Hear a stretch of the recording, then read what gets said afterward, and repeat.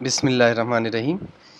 اس lecture میں ہم machine learning کے بارے میں ڈسکس کریں گے اور آئی ایس کے لیے ایک کمپلیٹ پروجیکٹ بنائیں گے جو بیسیکلی پلانٹس کو آئیڈینٹیفائی کرے گا۔ آپ اپنے موبائل سے ایک پکچر لیں گے یا آگمنٹڈ ریئلٹی کے ذریعے آپ موبائل کو موو کریں گے، رستے میں آپ کی یعنی کہ موبائل کی اسکرین کے اوپر جو پلانٹس سامنے آتے جائیں گے تو یہ آپ کے پلانٹس کی پکچرز کو گیٹ کرے گا اور آپ کو بتائے گا یہ پلانٹس جو ہے وہ کس فلاور کون سا فلاور ہے، لائک روز ہے یا کون سا۔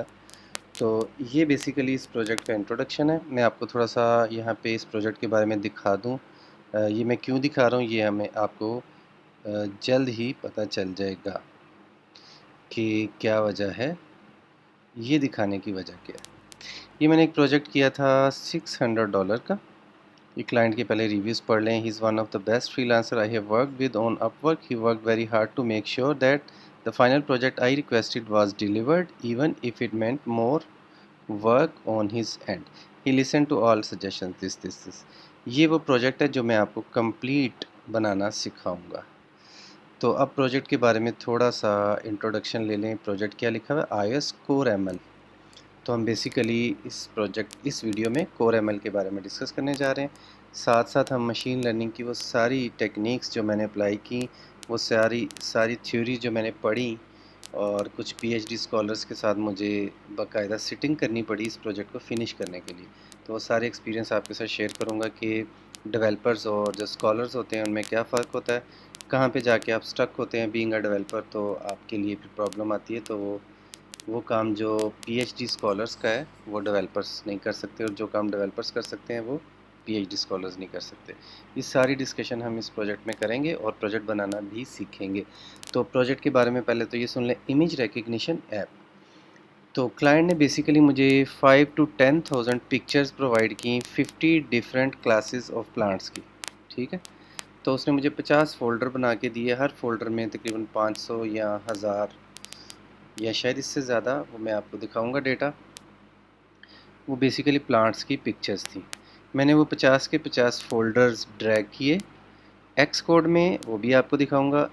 ایکس کوڈ نے میرے پروجیکٹ کو اس کو بولتے ہیں، میں آپ کو بھی اس کے بارے میں بتا دیتا ہوں کہ اس کے ٹیکنیکل ٹرم کیا یوز ہوتی ہے۔ ایکس کوڈ کی مدد سے میں نے ماڈل کو ٹرین کیا، اور ماڈل کو ٹرین کر کے اس کے بعد اپنی ایپ کے اندر اس کو انسرٹ کیا، اور میں اس کو پلانٹ کی پکچر دیتا تھا تو وہ مجھے بتاتا تھا کہ یہ جو پلانٹ آپ پکچر بھیجیے یہ پلانٹ بیسیکلی روز ہے یا کوئی اور پودا ہے۔ بیسیکلی اس کا آگے کلائنٹ کا مزید کرنے کا کام یہ تھا کہ کلائنٹ چاہ رہا تھا کہ ایک ایسی ایپ بن جائے جو پکچر لینے کے بعد ہمیں یہ بتا دے کہ پودوں کے پتوں کے اوپر کیڑا تو نہیں لگا ہوا، تو یہ آئیڈینٹیفائی کرنا تھا۔ یہ تھوڑا سا مزید ٹیکنیکل کام تھا، لیکن پہلے فیز پہ اس نے کیا کیا کہ پہلے مجھے اس کو یہ چاہیے تھا کہ پہلے ہم صرف یہ کام کر دیں کہ وہ ہمارا پروجیکٹ صرف یہ بتا دے کہ جو تصویر ہمارے سامنے ہے یہ کس پودے کی ہے۔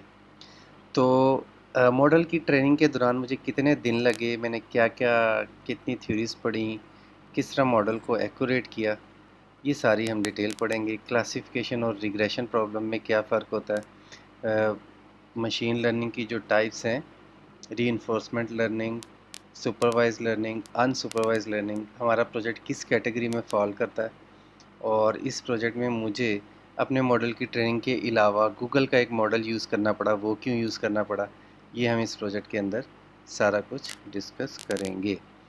تو نیکسٹ لیکچر میں آپ کو سب سے پہلے اس ایپ کو رن کر کے دکھاؤں گا، لیکن اس سے پہلے آپ ہمارا چینل سبسکرائب کرنا نہ بھولیں، اور ابھی تک کی ڈسکشن میں اگر آپ کو کوئی کنفیوژن ہو تو آپ ڈسکرپشن میں ضرور لکھیں۔ السلام علیکم ورحمۃ اللہ وبرکاتہ۔